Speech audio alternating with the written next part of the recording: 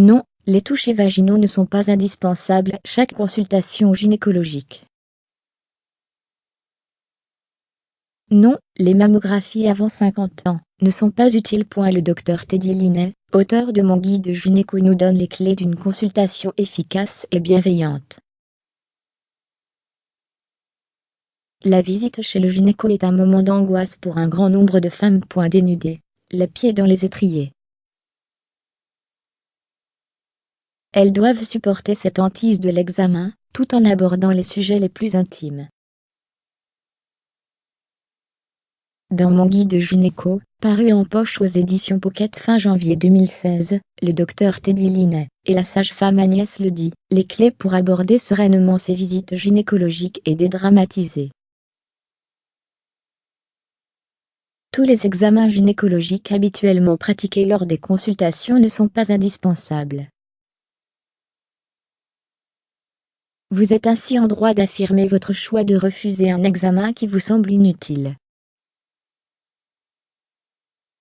En l'absence de symptômes, pas d'intérêt pour dépister les cancers. En revanche, il est de douleur dans le bas-ventre. Pourtant, en réalité, il est quasiment toujours pratiqué, de manière automatique, lors de chaque consultation. De même que certains gynécologues proposent des frottis tous les ans ou tous les 2 ans, parfois avant 25 ans, parfois après 65 ans, alors que les autorités sanitaires recommandent de les espacer tous les 3 ans seulement. Quant aux examens supplémentaires, comme les mammographies, il n'est pas toujours simple de s'y retrouver. D'un côté, le dépistage organisé du cancer du sein est régulièrement remis en cause. De l'autre, certains gynécologues les proposent à leurs patientes dès 40 ans, et en l'absence de facteurs de risque.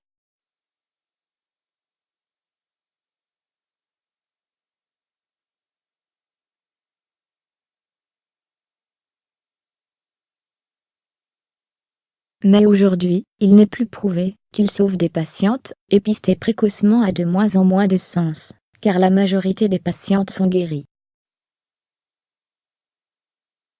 Reste que pour certaines femmes, se faire dépister, c'est se rassurer. Il faut peser les avantages et inconvénients avec la patiente. Certaines femmes auront besoin d'être rassurées par un examen régulier, d'autres non. En l'absence de facteurs de risque, le dépistage désormais être discuté, mais pas imposé de manière systématique. En outre, en dehors des recommandations actuelles, une mammo tous les 2 ans, à partir de 50 ans, et en dehors des contextes particuliers, hérédité, antécédents.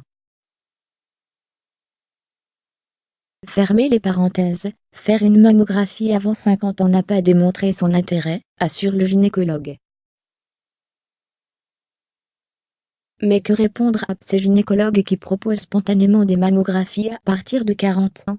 Les patientes ne doivent pas hésiter à poser des questions, à demander des précisions et des preuves sur l'intérêt de tel ou tel examen.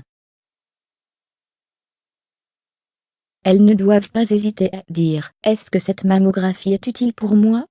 Quels sont, pour moi, les risques d'une exposition à des radiations ?» Pourtant, si les patientes devraient davantage s'affirmer, force est de constater qu'elles ont plutôt tendance à taire leurs interrogations.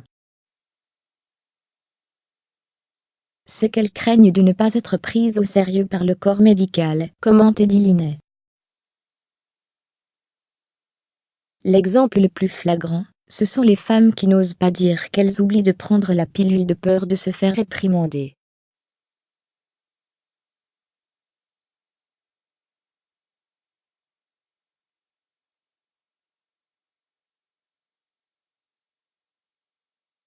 Certains gynécologues n'hésiteront pas d'ailleurs à moquer les informations trouvées sur Internet, comme si elles n'étaient pas crédibles.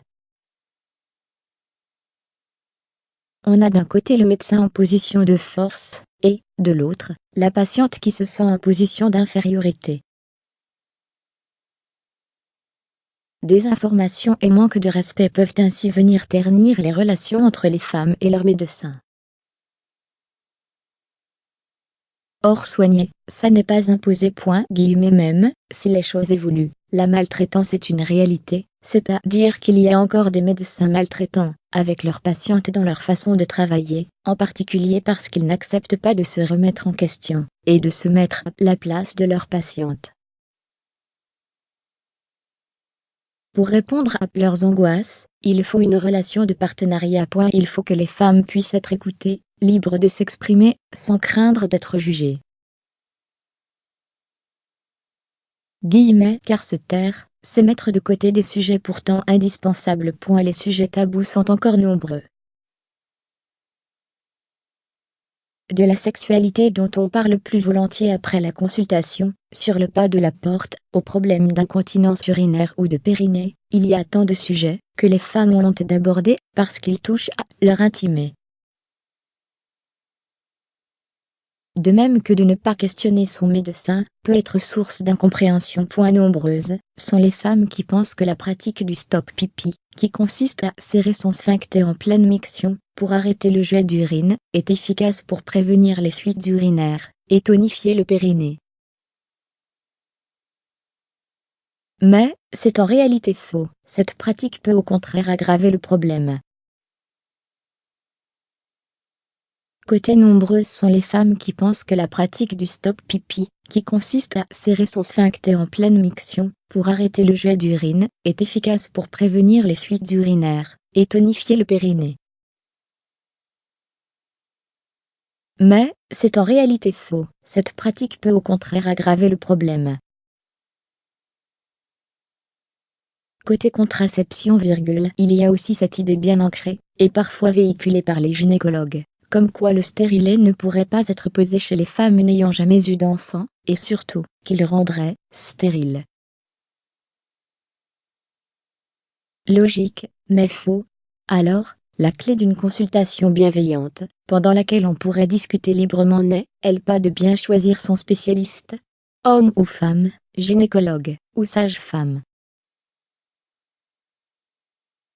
Il ne faut pas hésiter à prendre son temps avant de trouver le bon point. On ne peut pas savoir à l'avance si le feeling va passer. Mais ce n'est pas normal de sortir d'une consultation avec des doutes, ou sans avoir de réponse à ces questions. Alors, il faut changer et encore changer, jusqu'à trouver le professionnel qui soit capable d'écouter, sans juger.